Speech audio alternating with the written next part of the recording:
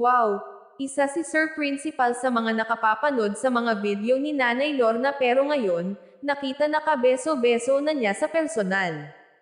Jan Stock Vlog ang inyong lingkod muling nagbabalik upang magbigay mixing reaction video. Panoorin po ang kabuuan sa vlog ni Tito Herns at pasubscribe na din ang kanyang channel. Panoorin din natin ang kanilang mga video dahil sa pamamagitan ng ating panunood ay nakatulong din tayo kila Maylin at Nanita. Pinatawag ni Principal Felix si Nanay Lorna para makita ito ng personal at binigyan nga pati ito ng pamasko. Namangha ang naturang principal sa naturang matanda dahil sa kabaitan at kalinisan ng katawan nito at sa hindi pagkahiyain at alam nyo pa, pinasulat at pinasayaw pa ito.